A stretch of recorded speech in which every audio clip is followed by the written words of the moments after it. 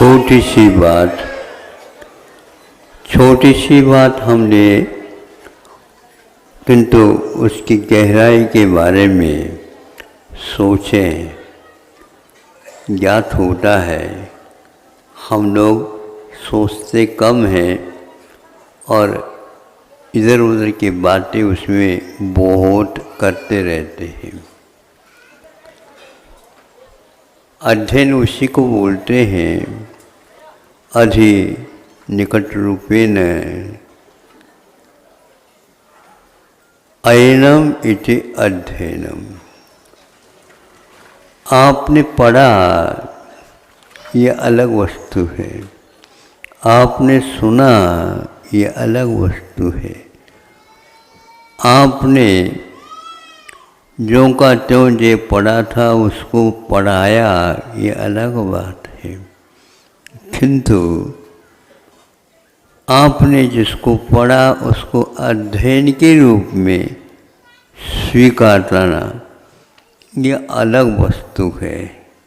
तो अध्ययन क्या वस्तु है? अध्ययन गहराई में उतर करके तलस्पर्शी ज्ञान जिसको बोलते हैं। तलस्पर्शी का अर्थ अंतःस्थल में भीतर जा कर के उसको छूना होता है। आज अध्ययन के क्षेत्र में भले अध्ययन कह दे, किंतु उस तलस्पर्शी ज्ञान को प्राप्त करना बहुत कठिन होता है और बहुत कम संख्या में ये उपलब्धि होती है। सारहीन वह अध्ययन के अभाव में वह पढ़ना, लिखना, पढ़ाना आदि आदि माना जा सकता है। और अध्ययन का पुट यदि लग जाता है तो वह उसकी गहराई तक पहुंचने का सौभाग्य प्राप्त होता है।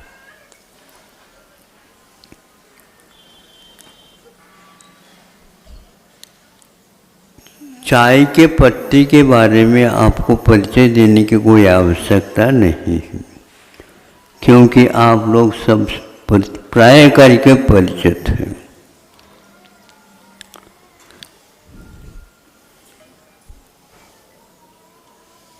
चाय के पत्ते कब तक रहते हैं और चाय कब बनता है, इसको हम सोच ले, देख ले।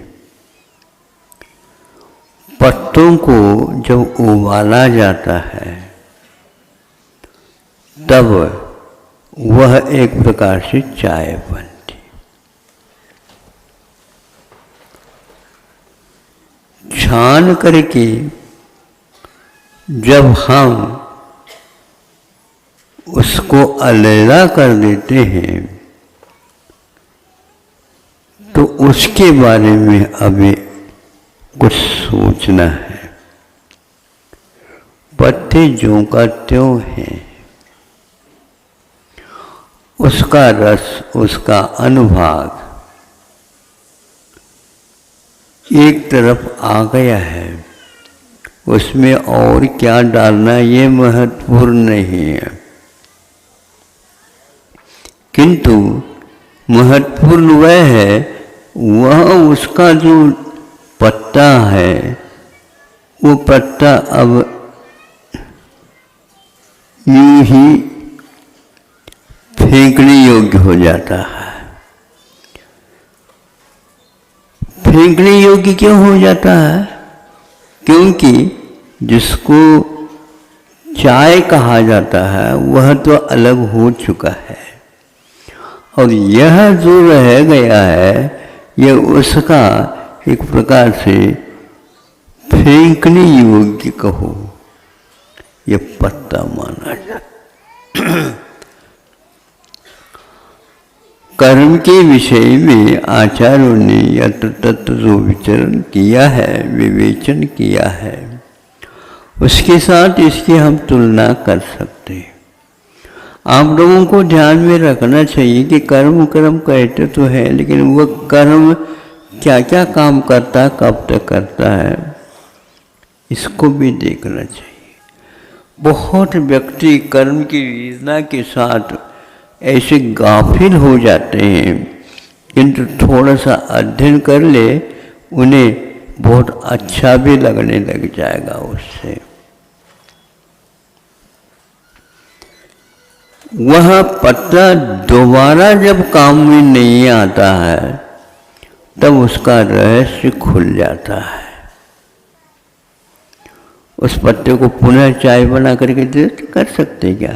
पहले 1 किलो चाय बना लिया, पुनः वो रह गया तो उसको पुनः 1 किलो में, क्योंकि चाय के पत्ते तो है, इन दोनों में जब तुलना करेंगे तो उसको आप चाय कह ही नहीं सकेंगे। उसी प्रकार आप हमेशा हमेशा उलझे रहते हो। कर्मों के उदय में उलझन तो होते हैं, लेकिन हम नए सिरे से तो उलझते चले जाते हैं उसकी धारणा बना करके, वह हमारे लिए अभिशाप सिद्ध होता है। इसके बारे में आप पढ़ने से कुछ नहीं होता और पढ़ाने से कुछ नहीं होता, किंतु उसको विश्वास के साथ अब यह हमारे काम में नहीं आएगा, यह बिल्कुल फालतू है, किंतु हम उलझे हुए रहते हैं। यह अध्ययन की बड़ी कमी मानी जाती है। बड़ी बड़ी किताब है कर्म सिद्धांत के, लेकिन उसमें आप घुस नहीं सकोगे।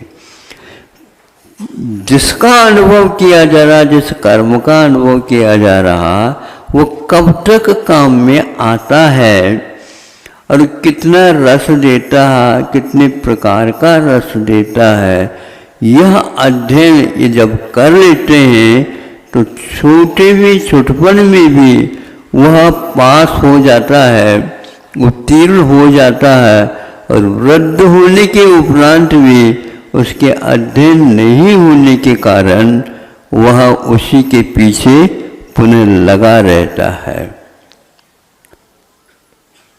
ऐसा क्यों होता है? तो यह विश्वास की कमी अथवा अध्ययन की कमी मानी जाती है। दवाई अलग वस्तु होती है, दवाई का निर्माण अलग वस्तु होती है। निर्माण होने के उपरांत भी उसमें असलियत कितनी आई है और उसमें ऊपरी कितना बना है, ये सारे के सारे अंश हमारे बुद्धि से परे रहने से हम उसके बारे में हमेशा हमेशा त्रस्त रहते हैं, पीड़ित रहते हैं। ऐसे क्या पता कौन से कर्म हमने कब किया, हमें तो लगता है हमने कुछ किया ही नहीं। ऐसा भी जब पीड़ित हो जाता है ना, आप तो हमारे ऊपर थोप रहे हो, ये सब आप लोगों का गलत है धारणा है, हमारे बारे में आपको आप ये अध्ययन नहीं है, हम आप इसको स्वीकार नहीं कर सकते। तो वो कहते हैं कि हाँ बिल्कुल ठीक है, आपकी धारणा आप तक सीमित रखिए, लेकिन हमें उसके बीच में मत लाइए। हमारी धारणा तो यही है क्योंकि आपने इसका अध्ययन नहीं किया, इसलिए। कभी भी आपने सोचा कर्म कर्म कहने के उपरांत भी वह कर्म कब तक काम करता है? बहुत अल्प समय के लिए काम करता है, रखा हुआ तो बहुत समय तक रह सकता है। चाय ला करके रख दिया, पुड़िया में है, 1-8 महीने तक रह सकता है, उसकी अवधि के अनुसार रह सकता है। ये सारे काम में नहीं आएंगे, स्वाद लेने में नहीं आएंगे, किंतु जब उसको आप बनाते हैं तो उसका स्वाद आता है। स्वाद आता है तो स्वाद क्षणिक आता है, दूसरे ही क्षण में वो स्वाद समाप्त हो जाता है, और वह जो रखा है वह भी काम में नहीं आएगा। इसको विश्वसोपचय बोलते हैं कर्म सिद्धांत में। और उसको क्या बोलते हैं आप लोग? जो पत्ता हो गया, काम में आया, अरे उसको तो फेंकनी होगी। अब जब कुत्ता उसको लेता है तो कुत्ता भी सूंघ करके उसको छोड़ देता है, क्योंकि उसका सार निकल चुका है, क्योंकि उसको उसका तत्संबंधी ज्ञान रहता है। और आप उसको बार बार चबा रहे हैं, बार बार छान रहे हैं, और स्वयं को ज्ञात होते हुए भी दूसरे को वो पिला भी रहे हैं। सुना है हमने, यदि गलत है तो गलत हो सकता है, क्योंकि आप ही लोगों के मुख से सुना है। कुछ लोग एक बार चाय बना करके भी दोबारा उसमें कुछ मिला करके रंग रोगन वगैरह, और उसको दोबारा आपको पीछे ही ये स्ट्रांग है तो हाँ आप ले लेते, आप ले लेते हैं। यह अध्ययन की कमी है या लोभ के कारण ऐसा होता है। तो लोभ प्रकृति तो कर्म की प्रकृति तो है, लेकिन उसको कर्म प्रकृति कहेंगे, और लोभ जो आप कर रहे हैं वह अध्ययन के कमी के कारण ऐसा कर रहे हैं। आप गहराई तक और पहुंचिए। जब ये ज्ञात हुआ ये क्षणिक निकल गया, वह सोप से यानी पत्ते के समान हो गया, तो पत्ते की ओर देखना ही बंद कर देते। उसी प्रकार आप लोगों को कर्म की ओर देखना नहीं चाहिए, कर्म को देखना चाहिए, लेकिन अब कर्म की ओर देखने की कोई आवश्यकता नहीं, क्योंकि वह अपना रस दे करके जा चुका है। अब हमारे लिए दोबारा काम में नहीं आएगा। तो इस प्रकार यदि आप सिद्धांत को अपनाते हैं तो वह अपना रस भी कम कर देता है और विश्वास बढ़ा देता है और धैर्य की एक उत्पत्ति भी करा देता है। आपके पास धैर्य आ जाता है, ये दोबारा मेरे पास नहीं आ सकता, ये हमारी गलती थी, अब नहीं गलती करूँगा, तो वह निकल गया। अब इस प्रकार उससे दूर हो सकते हो। और जो इसके बारे में लगा है तो दुनिया से सब हट करके काम करेगा वो, क्योंकि दुनिया के साथ तो हमारा कोई संबंध है ही नहीं, किंतु यह फालतू हम मान लेते हैं, स्वीकार कर लेते हैं। यदि आप जिसके साथ संबंध वो बार बार जिसके बारे में आप सोच रहे हो, आप सोचते रहो, उसने तो आपके बारे में सोचना बंद कर दिया जब से यह सिद्धांत ज्ञात हो गया। कई स्थानों पर आप लगा सकते हैं, किसी के यहाँ किसी की गमी हो गई, पुत्र रत्न का अभाव हो गया, मान लो मरण हो गया, अब सारा परिवार वर्षों तक उसी को याद करते हुए वह उलझता रहता है, किसी बात में उसको रस नहीं आता। अब हम पूछना यही चाहते हैं, जब आपका संबंध उस लड़के का के साथ था, वो लड़का भी का संबंध भी तो अभी रहना चाहिए आपके साथ। वो एक आध बार आकर के कह दे, और आप तो उसको बार रात दिन याद कर रहे हैं, क्योंकि उसका संबंध आपके साथ पहले था, अब संबंध छूट गया। अब संबंध जब छूट गया, दूसरा कर्म उसके जीवन में आ गया, दूसरी पर्याय उसके जीवन में आ गई तो आ गई, तो वह आपको भूल जाएगा। और चूंकि आपके साथ उसके साथ मोह आपका अभी भी जीवित है, इसलिए वो बना हुआ रहता है। अब इसको हम कुछ भी नहीं कर सकते। इस प्रकार कर्म सिद्धांत को जानते हुए भी हम यदि उन वस्तुओं के साथ मोह रखते हैं तो फालतू ही उस चाय के पत्तों में अटके हुए हैं। वहाँ चिपक ही नहीं सकता, रस दे ही नहीं सकता, वह आपके लिए कुछ भी अब नहीं रहा है। अब मान करके आप चलते तो चलो, उलझ से कब हम अतीत को वर्तमान मान करके चलना प्रारंभ करते हैं। एक बार गलती हो गई, मान लो दंड मिल गया, उसी को याद करो। याद क्यों करो, अब वो तो चला गया। दंडित हो जाना और दंड का अनुभव करना बहुत अंतर है। मैं दंडित तो हुआ, लेकिन अभी मैं दंड अनुभव कर रहा हूं ऐसा नहीं, क्योंकि उसका संबंध हमने छोड़ दिया। अतीत के साथ जुड़ने से, उस पदार्थ के साथ जुड़ने से जो जुड़ा हुआ है ही नहीं,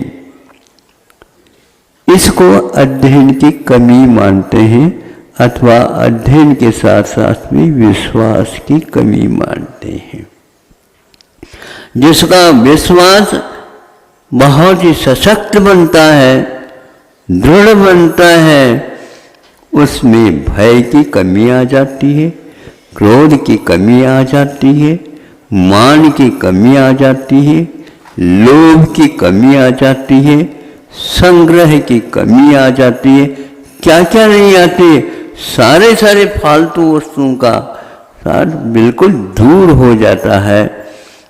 पुनः वह उसको संबंध नहीं रख सकता, पुनः उसका फल उसे मिल नहीं सकता, पुनः वह आपके पास आकर के वह चिपक नहीं सकता।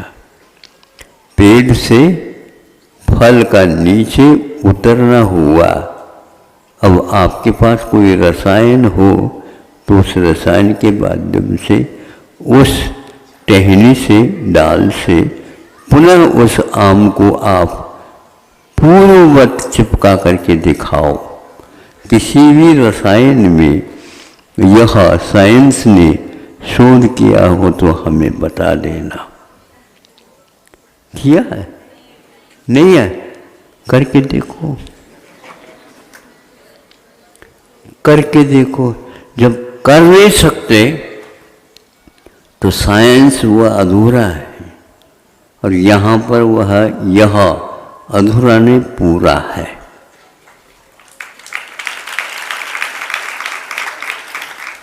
ये पूरे सिद्धांत को आप अध्ययन के रूप में काम में नहीं लाते हो, इसलिए अनेक प्रकार की विकृतियां आपके दिमाग में पलती रहती है, सड़ती रहती है, गलती रहती है, और ये गलतियां आप पुनः पुनः करते रहते हैं। तो आप अध्ययनशील बनिएगा, पठनशील तो बन गए। आप अंक लेकर के तो आ रहे हो, लेकिन उस अंक में, उसकी गोद में और जाने का प्रयास करिए। अभी आपको बहुत पढ़ना शेष रह सकता है, लेकिन अभी आप अध्ययन को प्रारंभ किए हैं क्या नहीं, इसके बारे में संदेह हो सकता है। और यदि उसमें कमी है तो आज से ही प्रारंभ कर लीजिए, आज से ही प्रारंभ कर लीजिए। कई व्यक्तियों को जो पढ़े हैं, लिखे हैं, बहुत अच्छे अंक लेकर के आए हैं, किसी भी कंपनी में उनको सर्विस मिल जाती है, किंतु बहुत दूर से उन्होंने उनको मांग की थी, तो वो चला गया। वो देखा, ठीक है हम आपके यहाँ कंपनी में काम करेंगे, हाँ आपको ये काम वो दिया जाएगा और यह वेतन आपको दिया जाएगा। ये हो गया, 2-3 महीने हुए नहीं और तलाक देने के लिए तैयार हो जाती है कंपनी। तलाक समझते हो? जिसको आपने स्वीकारा था और आपको उसने स्वीकारा था, अरे भाई क्यों, क्या बात हो गया, आपने तो कहा था ऐसा ऐसा। कहा तो था, लेकिन आप वो चाय के पत्ते हैं जिसमें कोई रस नहीं विद्यमान, क्योंकि आपके पास अध्ययन नहीं, अनुभव नहीं है। इसलिए हमारे कंपनी में तो आप अब काम नहीं कर सकते। तो फालतू आपने धारणा बना ली थी कि हम यहाँ सर्वश्रेष्ठ एक व्यक्ति काम करने के रूप में नियुक्त हुआ हूँ, आज तक ऐसा हुआ नहीं था। लेकिन ऐसा भी आज तक नहीं हुआ था जैसे आपने मान लिया। आज का जमाने में, आज के ज़माने में ऐसे व्यक्तियों की संख्या बहुत है और उनका अनुभव इसी तक सीमित है, आगे नहीं है। कर्म सिद्धांत के बारे में भी आप लोगों ने बहुत कुछ पढ़ा होगा, लिखा होगा, सुना होगा और किया होगा, किंतु अध्ययन के साथ आप चलेंगे तो आपको उसका फल भी मिलेगा। तो गुफाओं में बैठ करके, पहाड़ की चोटियों के ऊपर बैठ करके, वृक्षों के तले बैठ करके जब वर्षा योग पूर्ण को पूर्ण करते रहते हैं, वो एक एक क्षण के ऑडिट करते रहते हैं, एक एक क्षण का अनुभव करते रहते हैं। तो फालतू उनके पास कुछ नहीं रहता, सारा का सारा पालतू रह जाता है, जिसका पालन करने से हमें वह बहुत कुछ अनुभव होने लग जाता है। जिसने साहस को अपना लिया, जिसने धैर्य को स्वीकार कर लिया, जिसको अब श्वास दीर्घ लेने की कोई आवश्यकता नहीं और धीरे धीरे लेने की भी कोई आवश्यकता नहीं, जिनकी श्वास की गति सहज हो जाती है और सहज हो जाती है, तो वहाँ पर एक साइंस आ जाती है। आयु कर्म की उदीरना रुक जाती उसकी और हम लोगों की फालतू खर्च होती रहती है।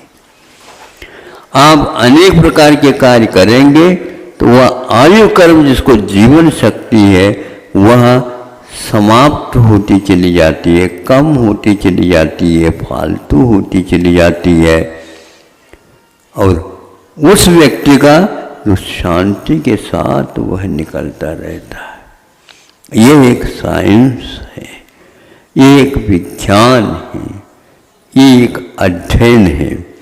आज के साइंस के पास कर्म सिद्धांत तो है ही नहीं, लेकिन जीवन सिद्धांत भी नहीं है। इसलिए पूर्णायु की स्थापना यहाँ पर की है। आयुर्वेद, जो व्यक्ति आयु के बारे में वेद में अनुभव नहीं करता, वह व्यक्ति जीने का अधिकारी भी नहीं होता। जिएगा लेकिन शरीर के साथ जिएगा, शरीर से पृथक उसकी अनुभूति एक क्षण के लिए भी नहीं होती है। इसलिए आयु को समझने वाले का उपक्रम जहाँ पर चल रहा है, उसी को मैं समझता हूँ कि जीवन जीने के लिए जो सामग्री आवश्यक है उसके पास है। बाकी पैसा, कपड़ा, लत्ता और भवन आदि आदि जितने भी हैं वो रसहीन उस आम के बराबर है। आम का जब तक उससे जुड़ाव रहता है उसका रंग, रोगन, रस, स्वाद, गंध सारे आप देख लीजिए अलग आएंगे। आम टूट गया, टूटते ही उसकी उम्र समाप्त हो गई। अब वह कुछ दिनों तक रहेगा और अपने आप ही सड़ान, गलन, झुर्रियाँ, स्वाद में कमी, अब भले आप उसको एयर कंडीशन में रख लो। हम आम खा रहे हैं बेमौसम, खाते जाओ। लेकिन दाल पर जो था पका हुआ वो उसका स्वाद और उसके स्वाद में बहुत अंतर है। साइंस आपको आम को एयर कंडीशन में रखने को सिखाता है और उसको विज्ञान जो सही विज्ञान है वह कहता है हम आपको स्वाद दिलाते रहते हैं, स्वाद दिलाते रहते हैं। आप इसको याद करो, स्वाद अलग होता है और एयर कंडीशन में सुरक्षित रहना अलग होता है। एयर कंडीशन में रखने के उपरांत भी उसमें परिणमन होता रहता है और सुनते हैं उस फल में, उस सेब इत्यादि फल में भी क्या आता है, यह रोग भी आ जाते हैं और उसका परीक्षण भी किया जाता है। तो रुग्णता को आप खाने वाले हैं तो यह विज्ञान नहीं कहलाता है, ये तो एक प्रकार से कषाय के अंतर्गत आ जाता है। ऐसा ही जीवन जी रहा है विश्व। ताज़ा खा करके कोई भी व्यक्ति जीवन जीना नहीं चाह रहा, क्योंकि वह उस रंग को ऊपर को देख करके ही मानता है ये बहुत सुरक्षित है। नहीं, अपने यहाँ इसके लिए कहा जाता है बासी है। बासी समझते हो? हाँ, तो बासी का अर्थ यह है वह पुराना हो गया है और खाने योग्य नहीं रहा है। भले ही उसको कुछ बघार वगैरह दे करके रख दो तो खा लेंगे लोग, लेकिन वस्तुतः वह ताज़ा भोजन तो नहीं माना जाएगा। बड़े बड़े गुदाम वगैरह हमने देख लिए, वहाँ पर स्टोर बनाए रखा है, लेकिन कब का बना हुआ है, कब पूछने की आवश्यकता नहीं, सब बासी है। वो रोग जो हो रहे हैं उन बासी खाने से ही हो रहे। इसी प्रकार अध्ययन के विषय में भी बासी हो सकता है। उसको आप अभी समझ नहीं होने के कारण ज़्यादा तो नहीं कह सकता, लेकिन इस बासी की कथा भी बहुत कुछ लंबी चौड़ी है, होती जा रही है। लोग इसके बारे में अध्ययन नहीं कर रहे। गोदाम के बारे में तो अध्ययन कर रहे, लेकिन उसमें तोड़ करके जो रखा गया है वह कितनी उम्र वाला है ये कोई भी नहीं बताता।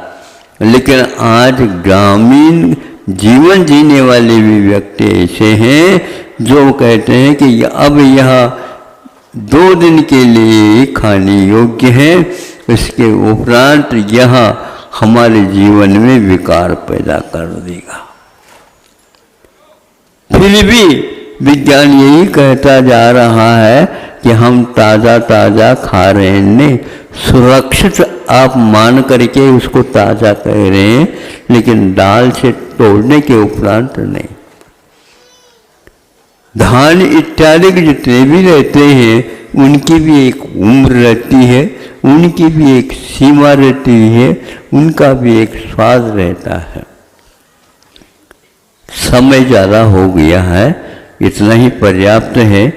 आप कल से बंध चुके हैं और आपको एक प्रकार से जो सौभाग्य प्राप्त हुआ है उसको काम में लाना है, अथवा अध्ययन में लाना है, अथवा उसके रस भाग को चखने का अभ्यास करना है।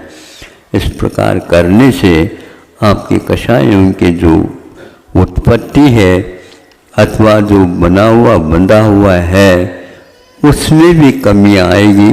इस कमी के कारण आपका जीवन एक प्रकार से जीवन के रूप में परिणत रहेगा, नहीं तो वह बासी के रूप में ही काम में रहता रहेगा। ऐसा आप कह सकते हैं, मान सकते हैं, सोच सकते हैं, विचार कर सकते हैं। फिर बाद में आपको इसके बारे में पश्चाताप भी हो सकता है। पश्चाताप के साथ जीवन जीने की अपेक्षा से उस ताप से मुक्त होने का प्रयास आप करेंगे और इस जीवन के रहस्य को समझने का प्रयास करेंगे। अहिंसा परमो धर्म।